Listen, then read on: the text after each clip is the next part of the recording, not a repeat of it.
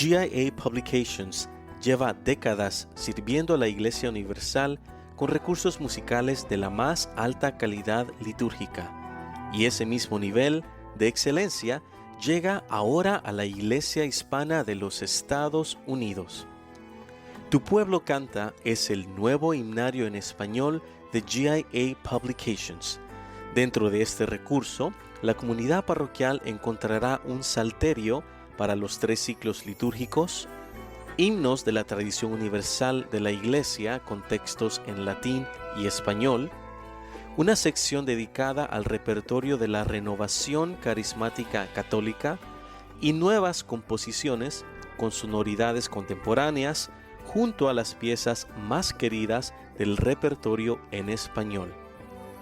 La Iglesia hispana en los Estados Unidos es un mosaico de tradiciones con raíces en México, el Caribe, Centroamérica y Sudamérica, y Tu Pueblo Canta junta esa diversidad con representación musical auténtica de cada una de ellas. Todo su contenido es fruto de un proceso de consulta con expertos en música litúrgica hispana de distintas regiones del país, un trabajo de escucha, evaluación y discernimiento que garantiza que sus páginas reflejan las necesidades reales de las comunidades que lo van a usar. Un himnario del pueblo y para el pueblo. Tu Pueblo Canta, tesoro de fe viva. Disponible en septiembre de 2026 en giamusic.com.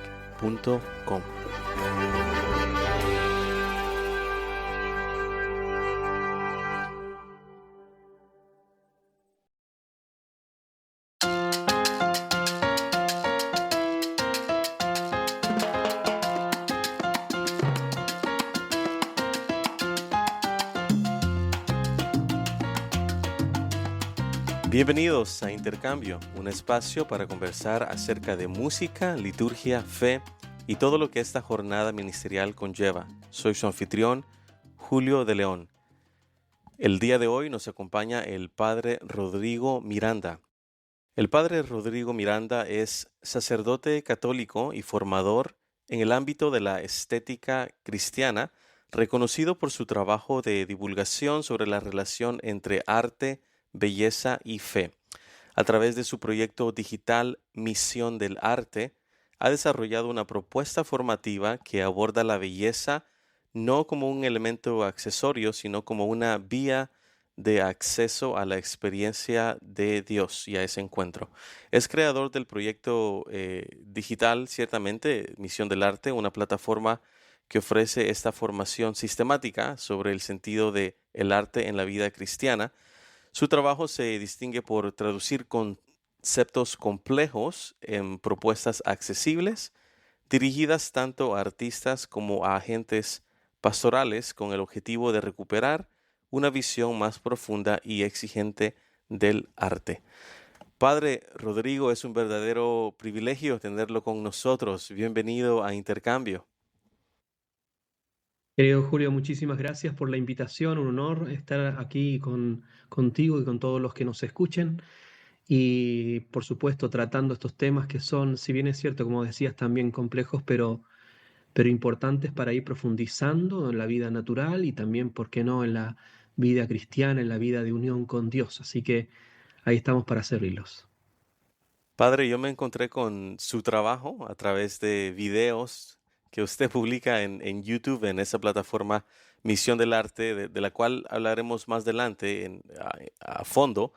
Y debo admitir, ¿no?, que me impactó mucho el nivel de su contenido y profundidad en sus reflexiones, llamándome la atención en particular que alguien del clero, ¿no?, a quien típicamente asociamos con otras actividades pastorales, ¿no?, como el oficiar una misa o los sacramentos, esté dándose a la tarea de formar al pueblo de Dios y a la humanidad en sí en una apreciación completa del arte.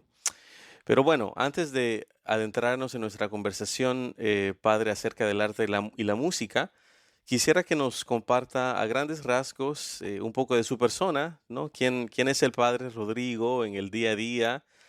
¿Dónde vive? ¿A qué se dedica? ¿No? Aparte de crear contenido formativo, Padre, cuéntenos. Bueno, soy un sacerdote católico misionero de Chile originalmente y ya he trabajado en el ámbito del arte desde que soy muy pequeño y luego incorporándolo, por supuesto, al ministerio sacerdotal. Por eso que soy misionero en este continente del arte, podríamos decir, a través de distintas vertientes de esta ingente tarea. Vivo actualmente acá en Italia, en Roma. He estado en muchos países misionando, pero actualmente me encuentro en la ciudad eterna. Así que encantado de poder también disfrutar de las maravillas de las creaciones humanas y de las creaciones de Dios, por supuesto, y compartirlos a través de las distintas plataformas que hoy día nos lo permiten para, como decíamos, profundizar en cuestiones tan importantes que a veces se ven como accesorias o accidentales. Así es, Padre. Wow, pues qué maravilla, qué privilegio para nosotros tenerlo en este espacio del podcast Intercambio. Padre, vamos pues ya a adentrar de lleno en esta conversación, la cual pues esperamos sea muy enriquecedora para todos, para nuestros oyentes en particular. Y quisiéramos abordar pues una palabra, ¿no? Muy fundamental en lo que es el arte, que es esa palabra de la belleza. Así que quisiera partir desde ese fundamento, Padre, explicada desde un enfoque natural y artificial, ¿qué es la belleza? Ante todo, antes de comenzar, es una palabra difícil en el mundo de hoy, ¿no? En este mundo de posverdad, posmoral o posmodernismo, como se dice. Un mundo en donde, por una parte, va a entender la belleza como algo superficial o algo de estándar o de élite, y por otra parte, como una cuestión meramente subjetiva, emotiva, y la belleza auténticamente no tiene tanta relación con eso, sino que con aquello que es el misterio de la vida misma. Por eso que si nosotros tuviéramos que hablar del tema de la belleza, el concepto de belleza, tendríamos que ir a la naturaleza. Lo primero es decir, es la manifestación del orden y la coherencia interna de las criaturas. Nosotros sabemos que las criaturas son lo que son. Nosotros no le damos lo que son. Y ellas se manifiestan de modo ordenado, coherente, no solamente cada una, sino que en su conjunto. Por ejemplo, los animales que nos llaman tanto la atención, esas características tan diversas y por lo mismo y por lo tanto también en su conjunto, es decir, un paisaje. ¿Y por qué digo que es esa manifestación del orden y la coherencia? Porque es precisamente la esencia de las cosas, aquello que nos atrae y nos admira, porque tienen esa ordenación interna. Y en el caso de lo artificial, o sea, como dice la palabra latina, artis facere, lo hecho con arte, lo hecho por la mano del hombre, ¿eh? Esas obras también participan de esta belleza en cuanto que el ser humano es un ser creado con orden. Tenemos un alma, un cuerpo, tenemos miembros adecuados a nuestras actividades, tenemos capacidades, cada uno aspirando a su objeto propio. Y por lo tanto, cuando el ser humano se comporta ordenadamente, porque está ordenado, crea obras que manifiestan esa organización interna. Y la manifiestan para nuestros sentidos y por lo tanto nos son también atractivas y admirables. Y además, como las obras del ser humano han sido pasadas por un espíritu, por lo tanto también nos llegan como más cercanas. Y por eso que nosotros como que no solamente nos vemos atraídos, seducidos por esa belleza, sino que también estimulados en nuestras facultades, en el intelecto principalmente, luego en el eco emocional. Sin embargo, es muy importante acá aclarar que quien permanece en el ámbito de la emoción en relación a la belleza se está quedando con algo que no es la belleza y por lo tanto no puede trascender a eso. La belleza es vía de acceso al misterio de la vida y al misterio último que le da su sentido, que es Dios. Por lo tanto, sea la belleza natural como sea la belleza artificial, o sea, de los productos humanos, son camino hacia lo trascendente.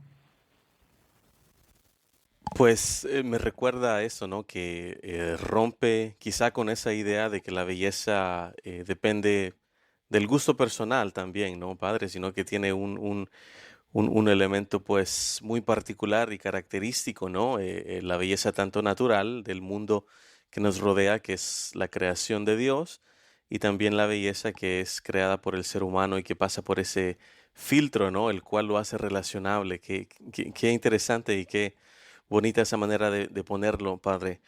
Y si partimos de ahí, ¿no? De esa comprensión de la belleza a un espacio más concreto todavía y cercano a nuestra fe. Si transportamos esa dimensión de belleza objetiva, trascendental, reveladora, a la liturgia católica romana, ¿cuál es el tipo de belleza que existe ahí?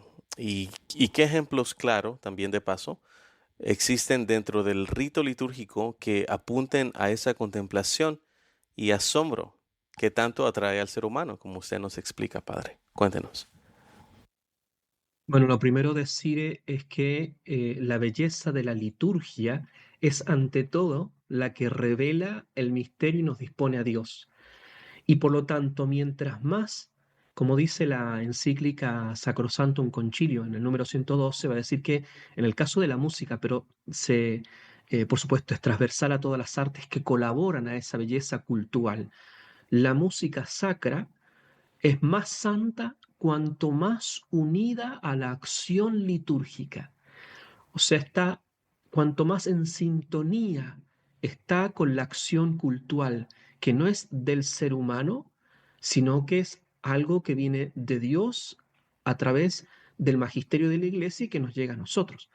Entonces, primero decir que las obras colaboran con esa belleza que es propia de la liturgia. Y es una belleza que ha acompañado al ser humano desde siempre, porque las primeras manifestaciones del ser humano tienen carácter cultural. Las pinturas en las cavernas, por ejemplo, o los primeros instrumentos, por así decirlo, inútiles que encontramos en la arqueología, son flautas. O sea, cosas que no sirven para nada de la vida material, pero sirven de mucho para la vida propiamente espiritual del ser humano. Y en ese sentido, ese espíritu, cuya dimensión religiosa es intrínseca, se manifiesta alabando a Dios, buscándolo a través de las obras de arte.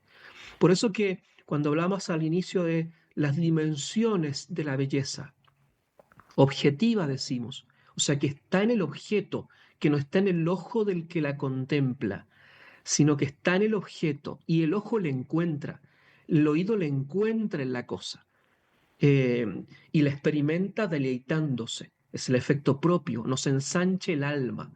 Entonces, por eso decimos una belleza objetiva, pero al mismo tiempo es trascendente. La palabra trascendente significa que va más allá, trascandere, ir más allá, porque nos permite superar la materialidad de la cosa, de las criaturas y de las cosas. No nos quedamos solamente en la materialidad de una buena composición musical, sino que a través de eso nos transportamos, nos adentramos al misterio de Dios.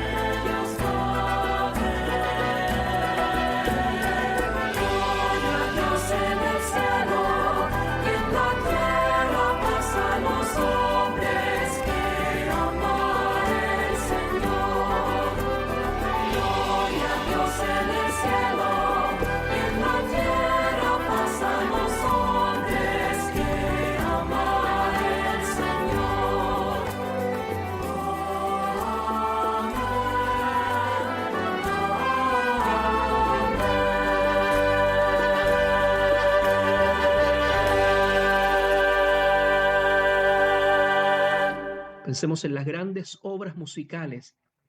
Ahora, por ejemplo, como cuestión concreta, el Requiem de Mozart. Mozart elige una, un tono, una escala, un modo de componer que se radica en la naturaleza de las cosas y al mismo tiempo en la naturaleza cultural y cultural del ser humano, el re menor, ¿no? Que es aquel que acompaña esa marcha fúnebre y que ya no comenzamos o no solamente escuchamos las notas, sino que esas notas nos hablan del misterio después de la muerte. Y por eso que esa es una belleza trascendente y al mismo tiempo una belleza reveladora. Nos permite admirar la esencial de la realidad y lo que conduce a la fuente de toda belleza. Por eso el magisterio, rescatando expresiones de larga data, van a hablar de via pulcritudinis, la vía de la belleza. En su ápice, en su culmen, la belleza esplendente en toda su magnitud es Cristo crucificado. O sea, el momento culmen de la pasión, como dice Benedicto XVI, es una belleza difícil porque purifica las intenciones de nuestra alma. ¿Qué es lo que buscamos cuando nos relacionamos con la belleza? En el caso de las obras de arte, del arte sagrado auténtico, nos ayuda a contactarnos con Dios. Y por eso que el arte sagrado en general y más particular la música es auténtica cuando ayuda al culto ennobleciéndolo, no haciéndolo disminuir, acentuando su condición espiritual, no quedándose en la condición emocional y, por último, involucrando al ser humano de modo integral, todas sus facultades. Por lo tanto, si la música, por ejemplo, solamente aviva nuestras pasiones y emociones, nos está tratando fragmentadamente y por lo tanto necesita que ayudar al culto en toda su plenitud. Y por eso que tenemos muchísimos ejemplos de estas grandes composiciones que nos van a ayudar casi como con naturalmente a buscar a Dios. Así es. Me recuerda, ¿no? Lo que dicen también los documentos conciliares de esa participación plena, consciente y activa en la liturgia. Y por extensión, esa participación es el canto congregacional, ¿no? Lo cual, como repito, es pues un derecho y obligación del pueblo bautizado, ¿no? De los bautizados.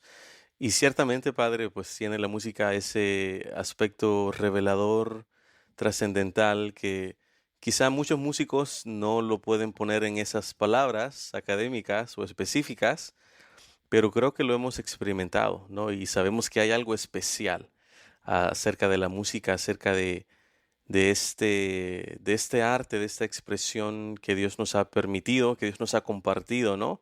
Y nos ha hecho a nosotros como seres humanos capaces de reproducir y de ser partícipes en esto.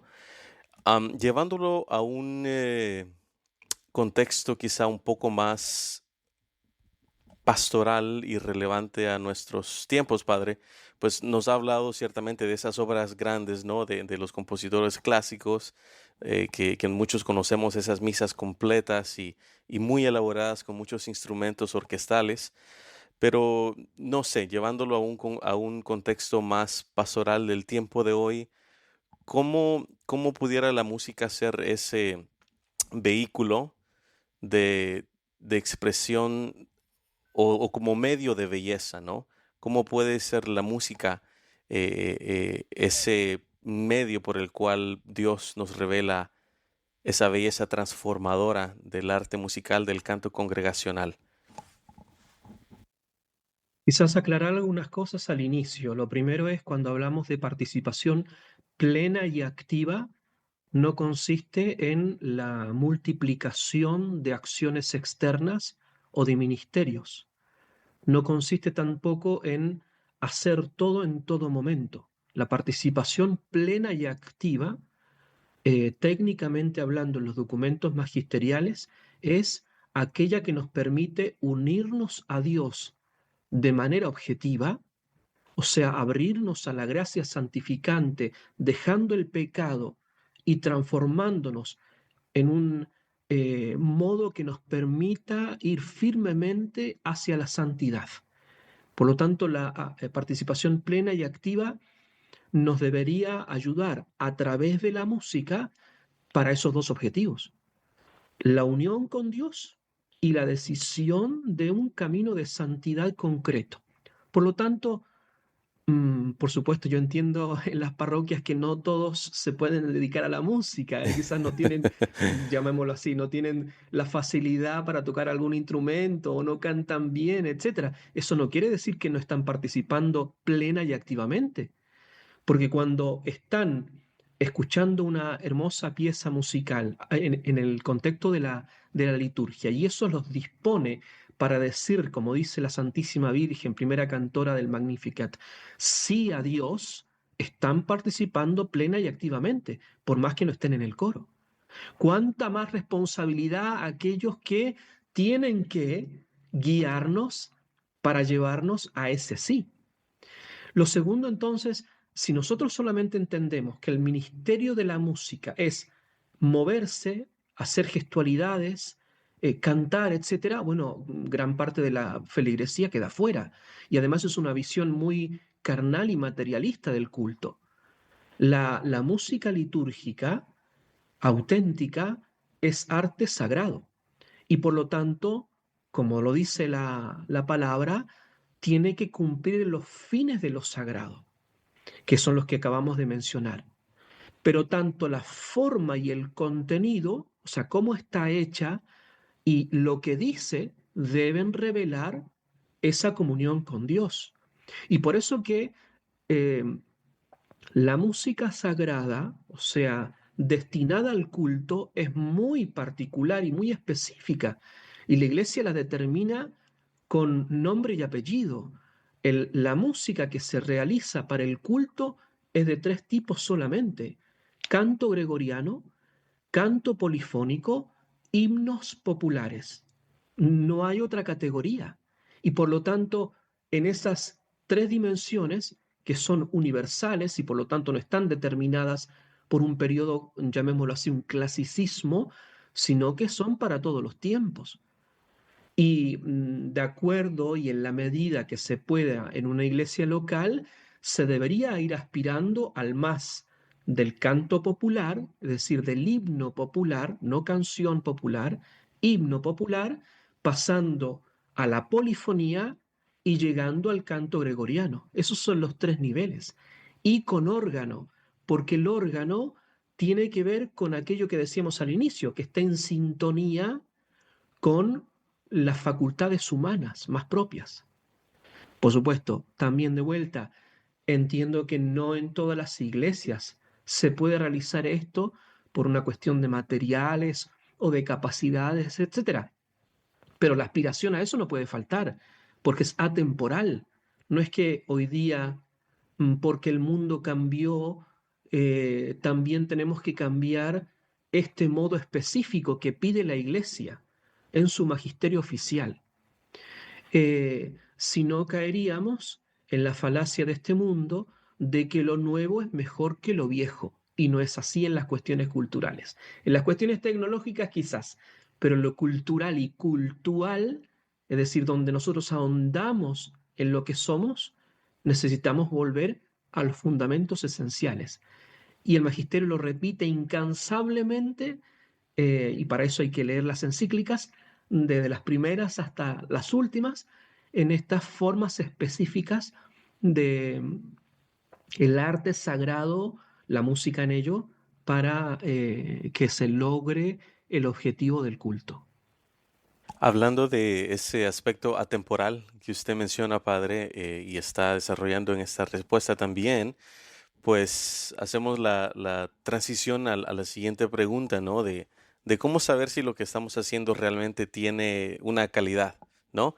Desde ese punto de vista fundamentalista, le podríamos llamar, ¿cuáles son algunas pautas para saber que una pieza musical es buena, padre? Es decir, si yo tengo que evaluar, ¿no? Un canto, un himno, por sus méritos artísticos, fundamentalmente, ¿cuál es ese criterio o esas cualidades que debe poseer para que yo tenga la certeza que estoy consumiendo, ¿no? Por un lado, o creando algo de calidad con las bases artísticas de una belleza, regresando a esa palabra, de una belleza que perdure, Padre. Así que, particularmente para aquellos que también practican el oficio de la composición y se preguntan, ¿no? En sí mismos si su obra, en este caso un canto o himno litúrgico religioso, es objetivamente bueno.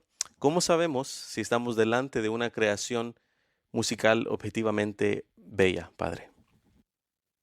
Eso se enmarca, me parece, en un contexto mayor. Primero, dada la dificultad que tenemos hoy día de la compresión de las esencias de las cosas, el arte cae en eso.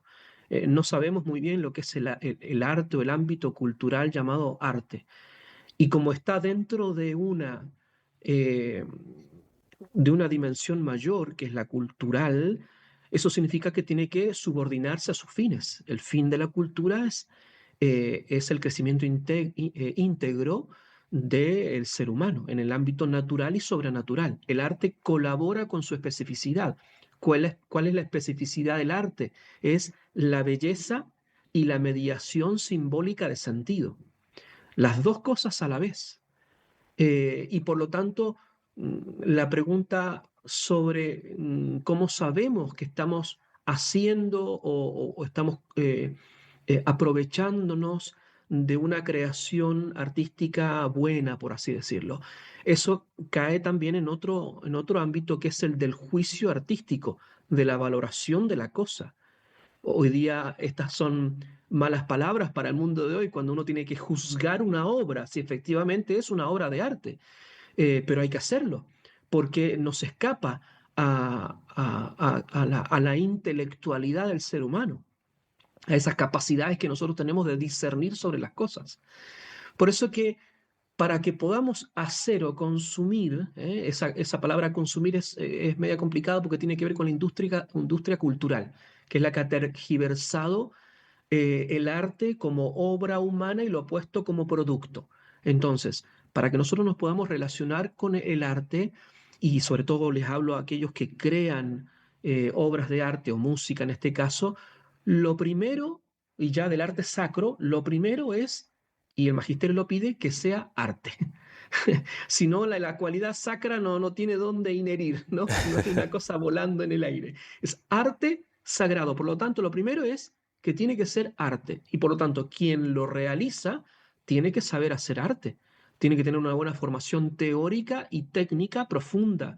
Sobre todo, que está haciendo arte cuya labor tiene que conducirnos a la cúspide, como dice la Sacrosanctum Concilium, la encíclica, dice que la Iglesia admira el genio creativo, primero manifestado en las bellas artes, bello es lo que cualifica la obra de arte, luego dice en un segundo nivel el arte religioso, y el tercer nivel, su culmen, dice el arte sagrado. O sea, hay una jerarquía.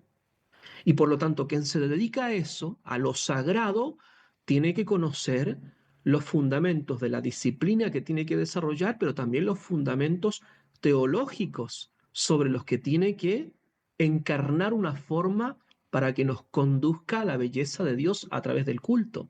Por lo tanto, quien no conoce el catecismo, la teología, el magisterio oficial de la Iglesia, tiene que, antes de realizarlo, mucho que aprender.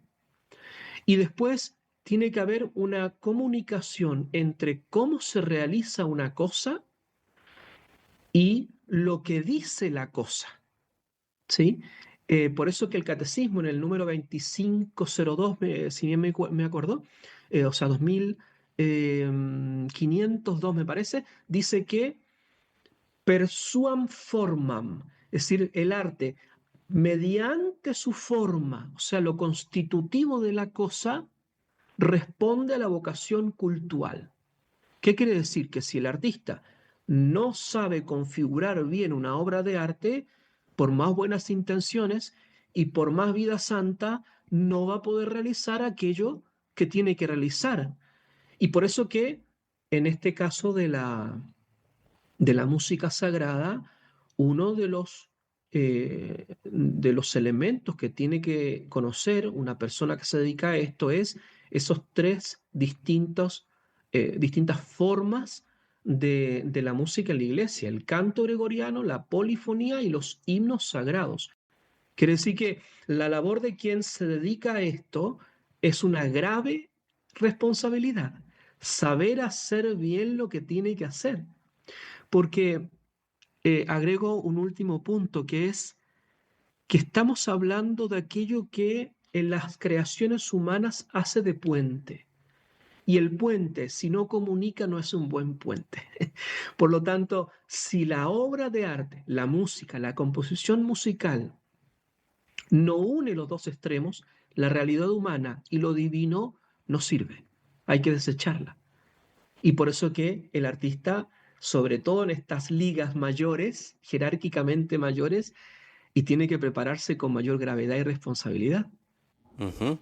Claro, estoy de acuerdo, padre, que la música, y por eso es que surge la pregunta, ¿no? Y creo que nos hace mucha falta voces como la de usted en este ámbito artístico, pero también en el ámbito ya musical más en específico, ¿no? Porque la música yo creo que es un arte, ¿no?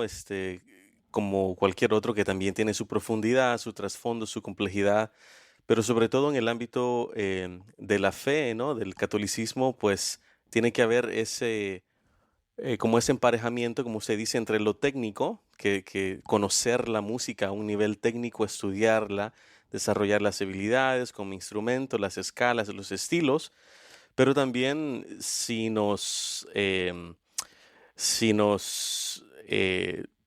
permitimos componer, ¿no? Si nos permitimos componer, también tiene que ver el aspecto teológico, de conocer la fe, de conocer ese aspecto catequético que también puede tener la música, ¿no?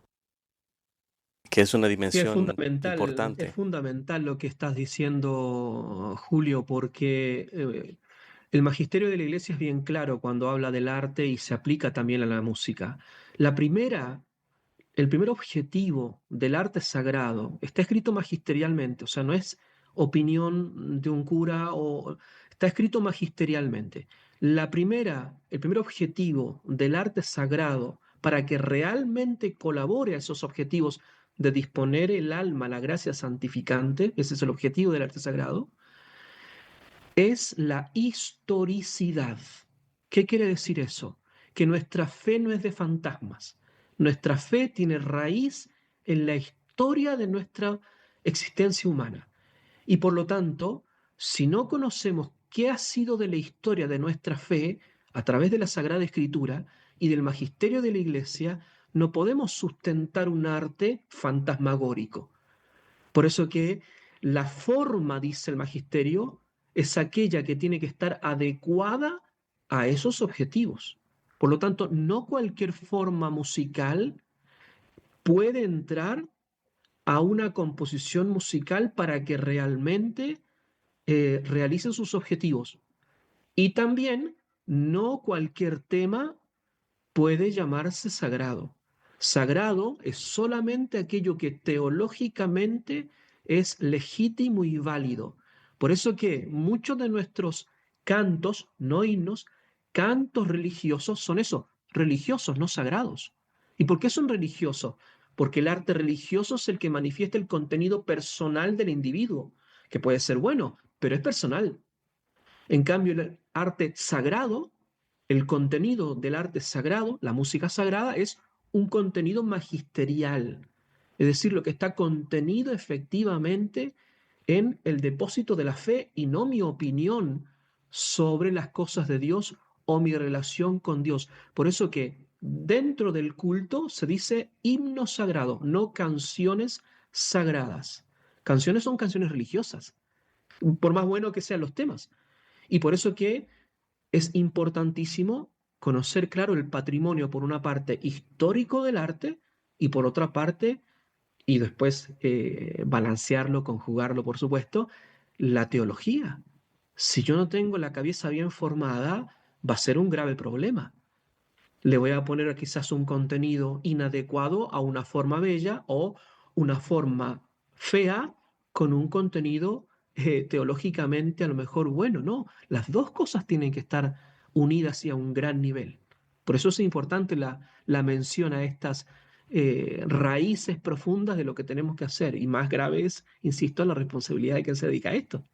Claro, o sea, es una responsabilidad enorme, Padre, la que tenemos en nuestros hombros, ¿no? Los que dirigimos el canto y los que nos atrevemos, ¿no? A querer componer más aún todavía, de tener este conocimiento y esta profundidad de la fe. Bueno, dada la profundidad, Padre, de este tema del arte, ¿no? Pues nos hace pensar, nos hace considerar también una pregunta inevitable, diría yo, para nosotros los músicos que estamos en esta trinchera, ¿no? De la música, ya sea litúrgica o la música religiosa, ¿no? Evangelizadora en otros ámbitos. ¿Por qué? Bueno, y esto puede ser una suposición, pero una vez más es quizá mi experiencia encarnada, ¿no? Como músico con años de experiencia. ¿Por qué parece que la iglesia carece, ¿no? De músicos ciertamente formados, tanto en la técnica, como ya estamos platicando, como intelectualmente también, en este eje tan central que es el poder trascendental de esta música? En muchas parroquias vemos una brecha, ¿no? Entre lo que la iglesia propone y aspira, sobre la belleza y la calidad de este arte y lo que realmente se vive musicalmente ya a nivel parroquial. ¿Dónde cree usted, padre, que está fallando, si lo podemos llamar así, el sistema, ¿no? En la formación, en el liderazgo pastoral o en la cultura misma será? ¿Y qué responsabilidad concreta, ¿no? Tienen los sacerdotes? Entonces, quisiera ser un poco cuidadoso también con la manera de que propongo esta pregunta, pero también quisiera traer sobre la mesa el aspecto de estos líderes pastorales que nosotros tenemos en nuestras comunidades, que son visibles y que están ahí, ¿no? Entonces, ¿será que también los sacerdotes tienen esa responsabilidad de elevar o a veces descuidan, ¿no? La calidad de la música litúrgica en las comunidades? No sé, padre, ¿será que existe algún vacío en ese proceso de formación, tanto de ministros consagrados como de pueblo de Dios? ¿Cómo ve este tema? Como decíamos en otra de las preguntas, hay que dar un paso atrás, ¿no? Mirar toda la situación cultural.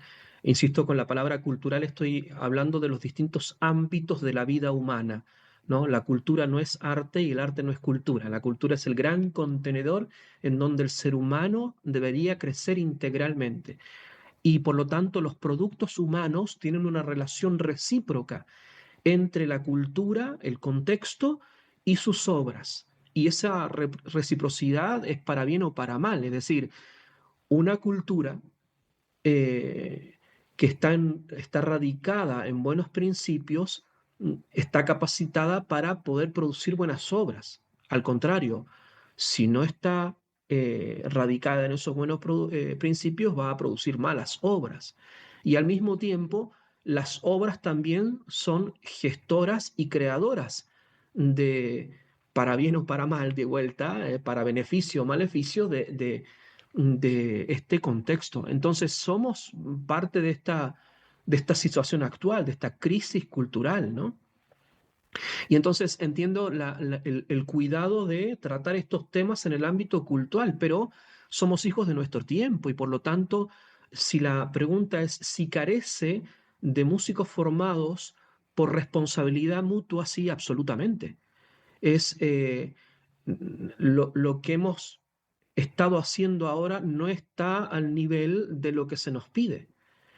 Insisto, sin ser irreal o idealista, sino que con los instrumentos y los medios que tenemos.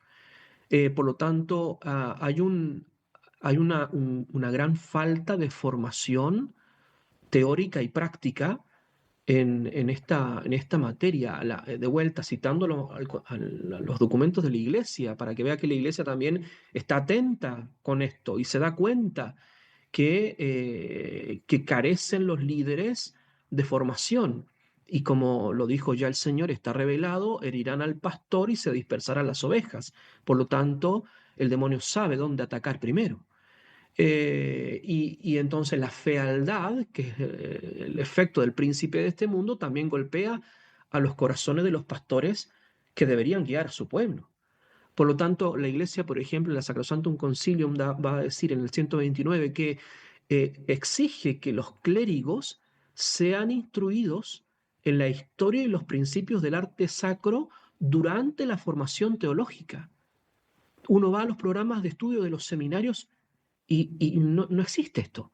O mínimamente, o algún cursito, alguna charla, y lamentablemente de un mal artista o de un artista con mentalidad de este mundo. Entonces, ¿qué va a aprender esos clérigos? Clérigos que luego serán pastores y luego serán obispos. ¿Qué tienen en la cabeza esos que están mal formados? Nada, como las obras de ahora. Por otra parte, en otro de los documentos dice, le llama la atención la Iglesia a los obispos. Son los encargados de formar artistas con el espíritu legítimo del culto. De vuelta, si esos obispos se han mal formado, ¿qué tipo de artistas van a convocar? Los que vemos hoy en día, haciendo conciertos que son inadecuados en el contexto del culto y en vez de ayudar a las almas, las mal disponen. Insisto, no porque quizás el texto sea abiertamente blasfemo, sino porque la forma muchas veces no acompaña a la educación del alma del fiel. Y por último, incluso en los seminarios baja mucho más a tierra la encíclica magisterial, el número 115, hablando de la necesidad de la formación musical de los seminarios y noviciados. Es decir, si en el contexto de la formación de aquellos que tienen que guiar a las almas es inexistente o lo que existe es malo, es pésimo, no está de acuerdo al magisterio de la Iglesia, ¿qué podemos esperar entonces que vayan a guiar a los fieles? Por otra parte, como dice el dicho popular, pastelero a tus pasteles, o sea, hay que hacer bien lo que uno tiene que hacer, cada uno en su rol, por lo tanto el artista tiene que formarse bien en lo que es propio de su disciplina. Si nosotros hoy vemos las instituciones que forman a los artistas, lo que menos hacen es formarlos a ser artistas o los forman a ser una carne que se expresa o bien a ser agentes políticos denunciantes. Eso no es crear un artista. Y por lo tanto, si no tienen una buena formación, ¿cómo pueden esperar poder hacer obras que jerárquicamente, insisto, están a un nivel superior, porque están en el borde en donde el alma se une con Dios? Por eso que sí, es cierto que una grave responsabilidad, lo hemos repetido en este momento, sin embargo me parece a mí que también hay un hermoso desafío. Ahí yo le llamo en mis clases sobre arte, sobre estas cuestiones delicadas, hay una especie de adrenalina creativa que se debería despertar con estos desafíos, teniendo miles de años de historia de grandísimas composiciones. ¿Por qué nos vamos a quedar en algo que no ha dado fruto, no ha llevado las almas a Dios? Entonces mejor volver a los fundamentos y eso, en primer lugar, de los mismos pastores. Así es, padre.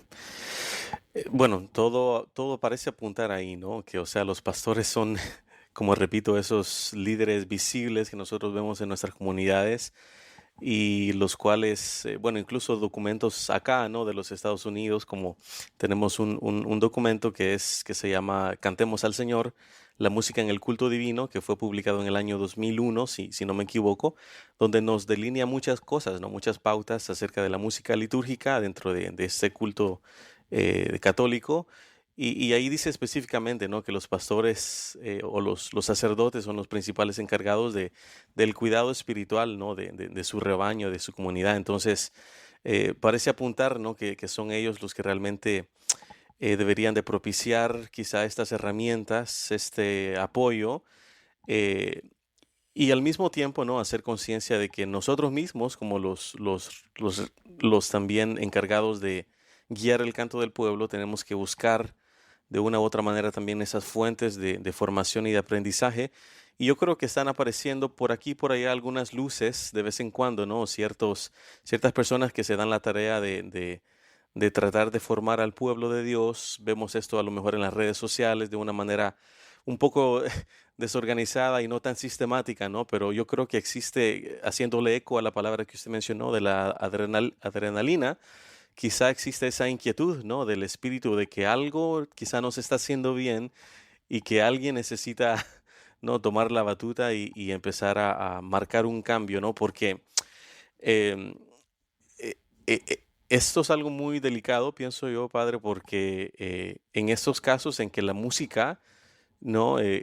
Litúrgica se hace de manera deficiente o mediocre, pues tiene repercusiones pastorales reales en el pueblo de Dios, ¿no? En estos casos la música no suma, sino que resta, ¿no? A propiciar ese espacio de belleza, ¿no? Para elevar las mentes y el espíritu a un encuentro con el misterio del amor de Cristo, de ese amor gratuito de Cristo en la Eucaristía. Y bueno, pues ya usted más o menos marcó la pauta de algunos cambios que quizás se pudieran hacer, ¿no? Pero no sé, si pudiéramos aterrizarlo aún más todavía, padre, ¿por dónde podemos empezar, no? O sea, aparte de esperar que quizá los seminarios integren el arte de una manera más intencional, de una manera más profunda e íntegra, aparte de esperar eso, ¿qué pudiéramos hacer nosotros, no? ¿Qué podemos proponer para contrarrestar este síntoma, si le podríamos llamar así? Sé que es algo cultural, sé que es algo grande, pero ¿qué otras pautas podría proponer usted? Mira, me ha gustado el término musical que has usado de tomar la batuta. Es Ah, decir, como buen director sí, de orquesta es tener, ¿no?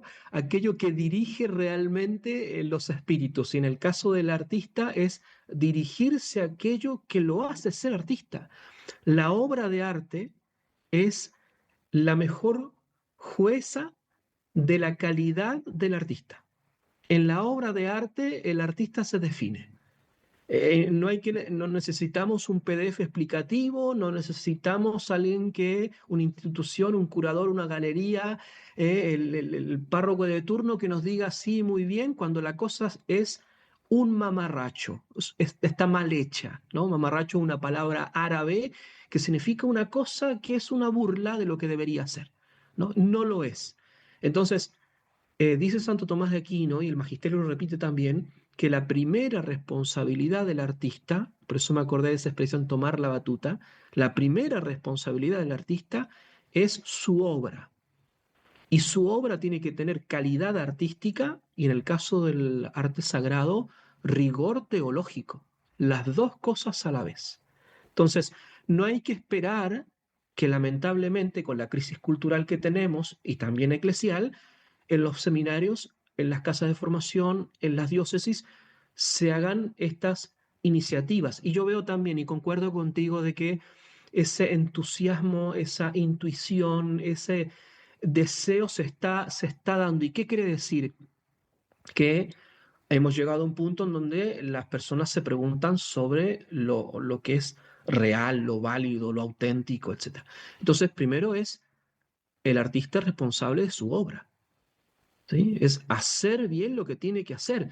A ver, cuando uno se le rompe el carro, ¿no? El auto, y va al mecánico no le va a pedir que vaya a misa todos los domingos o que sepa las matemáticas o que sea un buen padre de familia. Se le va a pedir que me arregle el auto.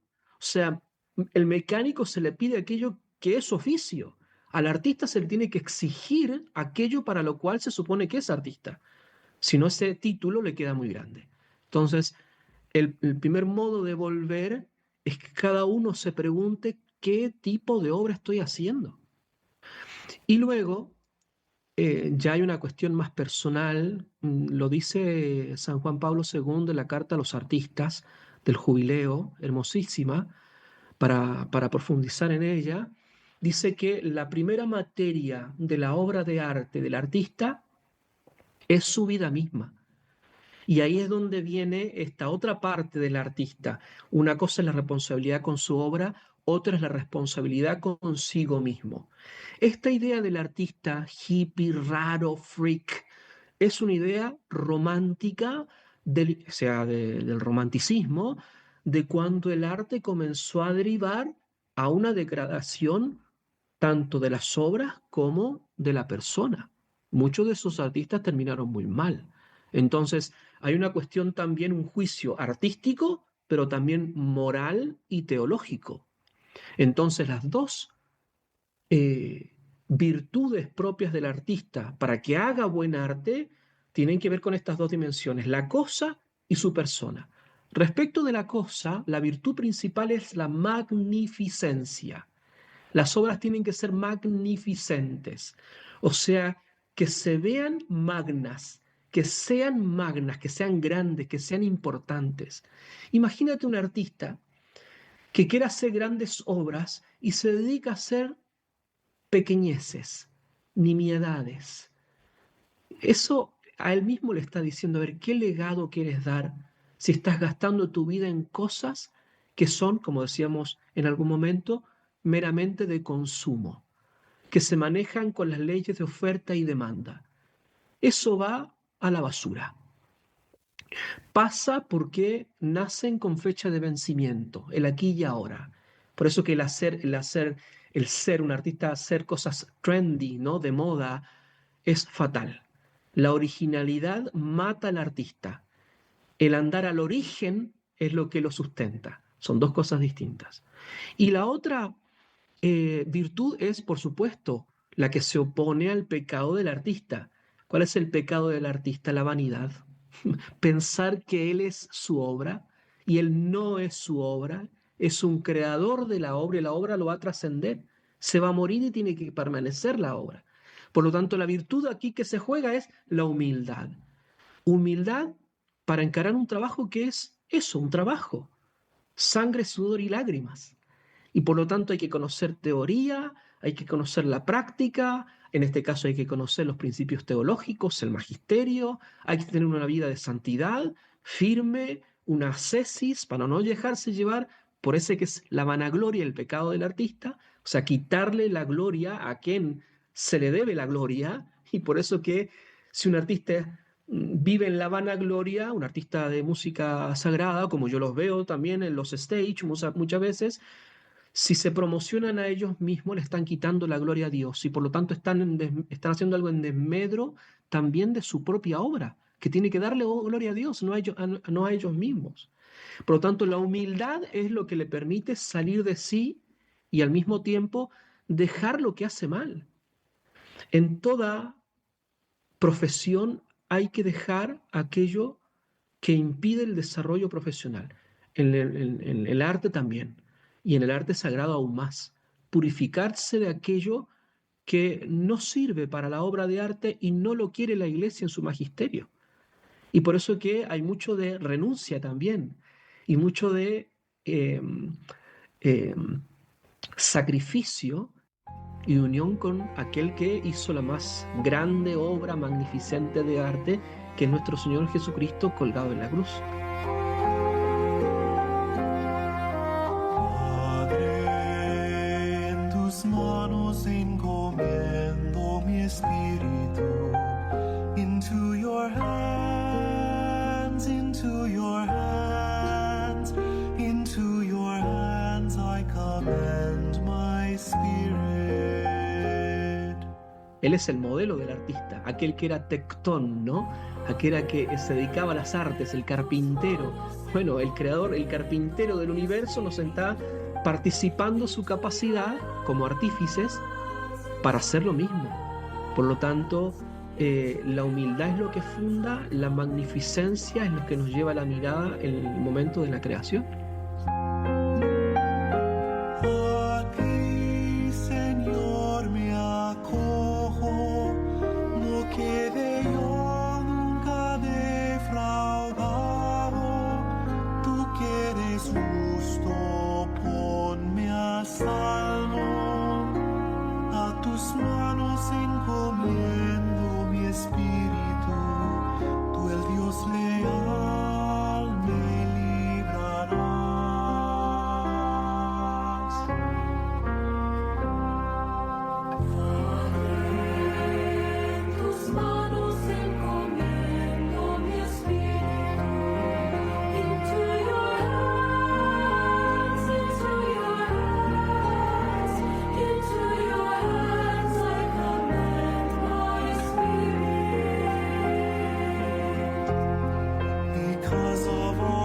foes I have become a reproach, an object of scorn to my neighbors, and of fear to my friends. Those who see me in the street flee from me. I am forgotten like someone dead, and have become like a broken vessel.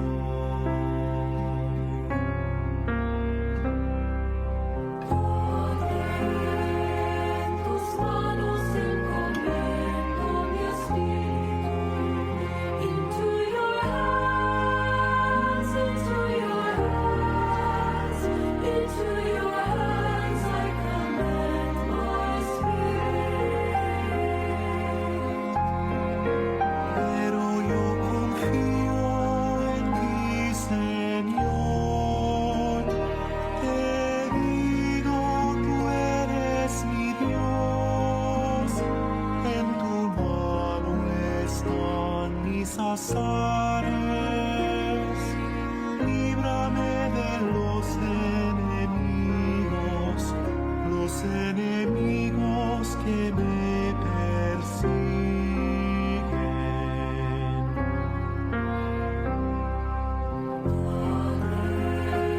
En tus manos encomiendo mi espíritu. Into your hands, into your hands. Into your hands I commend my spirit. Let your face shine on your servant. Save me in your merciful love. Be strong, let your heart take courage. All who hope in the Lord.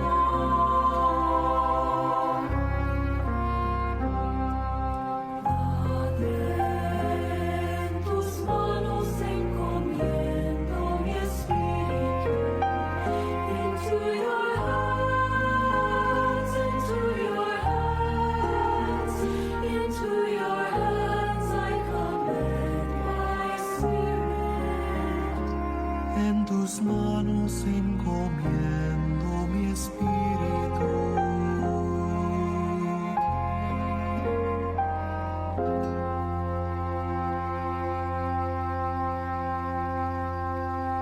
Cierro con esta idea, querido Julio. Santo Tomás de Aquino, cuando define la belleza en relación al ser humano, porque decíamos, la belleza está en el objeto, pero se comunica con un sujeto, y ahí está la parte subjetiva del tema de la belleza. Dice, aquello que aprendido causa deleite, id quam apprehensum quod visum placet, ¿no? Aquello que aprendido deleite el alma. ¿Y sabes cuál es la definición de cielo de Santo Tomás? La visión cara a cara, el ver a Dios causándonos un deleite infinito. Bueno, es la definición de belleza. Si no tenemos contacto, un preámbulo de las bellezas de aquí de la tierra, ¿cómo podemos entender lo que haremos en el cielo? En el cielo no hay un coro que va a cantar, sino que es los fieles que van a admirar a Dios gozándose por toda la eternidad. Eso hay que anticiparlo ya con el buen arte sagrado. Así es, ese gozo desbordante, Padre, que todos esperamos ser parte de, ¿no? En esa promesa de la resurrección. Padre, gracias por ayudarnos a poner palabras, ¿no? Y dirección a este tema tan central para la vida de la iglesia y de nuestro ministerio musical más en específico. Vamos a cerrar nuestra conversación, como es de costumbre, con una breve oración, atesorando y poniendo en las manos de Dios todo lo que hemos dialogado. Así que lo invito a usted, Padre, y a los que nos escuchan también a juntos unirnos en oración. En el nombre del Padre, del Hijo, del Espíritu Santo. Amén.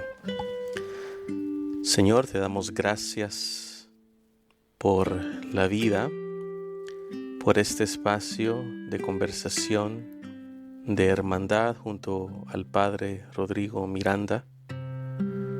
Te damos gracias y alabanza, Señor, por esa belleza que tú has querido compartir con tus hijos a través de la creación de esa belleza natural, de un río, de las montañas, del mar, del sol que nos da calor, los astros en el cielo, y también esa belleza que nosotros podemos crear, Señor, con nuestras manos, con nuestro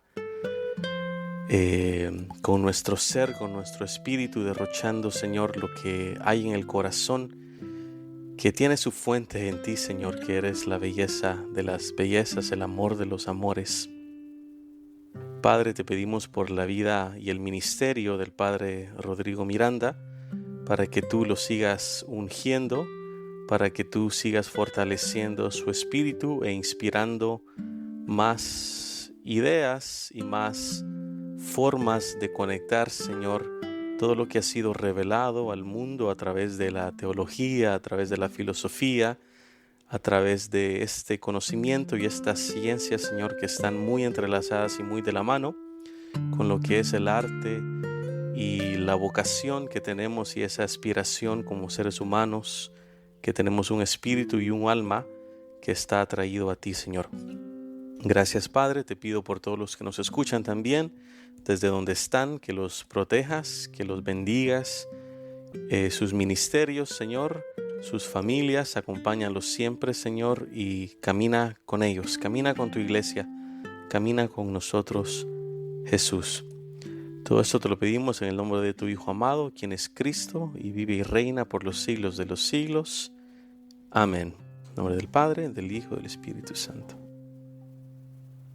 Padre, muchísimas gracias por una vez estar con nosotros. Ya para despedirse, algo más que le gustaría dejarle a nuestra comunidad de oyentes, Padre.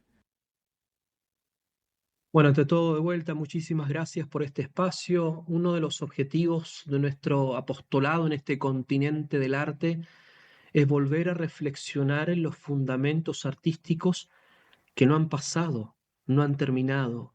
No es que hoy día tenemos que crear algo desde cero, como nos dice el mundo, sino que tenemos un patrimonio milenario en donde los seres humanos se han esforzado por crear cosas que nos hablan del más allá, que nos hablan de nosotros mismos. Entonces, primero, este momento para reflexionar y para que los amigos también que nos escuchan puedan pensar en estas cosas. Y segundo, una de las motivaciones de todo este apostolado es ayudar a los artistas. Este continente del arte que parecería que está ausente de la palabra de Dios, de la iglesia. Muchos ámbitos de las disciplinas artísticas jamás han escuchado de Dios o lo han escuchado mal, de Jesucristo, de su Madre Santísima. Por eso que es también ayudar a los artistas a una cosa especial, a que salven su alma a través de su trabajo y que nos ayuden a nosotros a encontrarnos con el amor hermoso que es Dios. Por eso hay que instarlos a todos a reflexionar y a los artistas a producir buenas obras de arte, que sean un reflejo real de lo que vamos a ver en el cielo. Así que gran responsabilidad, gran desafío, pero también con gran entusiasmo a poder crear esto que a los que Dios nos ha puesto como artífices esta vocación. Amén. A manera de resumen, en este episodio de intercambio abordamos una pregunta de fondo que impacta directamente la vida litúrgica de la iglesia, ¿no? ¿Qué es la belleza y cómo se manifiesta en la manera que celebramos nuestra fe? A lo largo de la conversación exploramos la belleza no como algo meramente subjetivo, sino como una realidad que tiene una expresión concreta dentro de la liturgia y que apunta a algo divino. Desde ahí aterrizamos al papel de la música como un elemento que no solo acompaña, sino que también nos forma y nos revela y facilita este encuentro con Dios. También entramos en un terreno exigente, los criterios para evaluar la calidad de la música litúrgica y la tensión que existe entre lo que la iglesia propone y lo que muchas veces se vive en la práctica pastoral.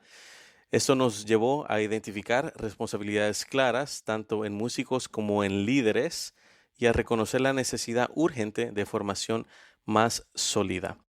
Si desean más información sobre el ministerio del Padre Rodrigo Miranda, los invito encarecidamente a visitar su canal en YouTube Misión del Arte, donde encontrarán una variedad de contenido formativo con un abordaje pedagógico, accesible e inspirador.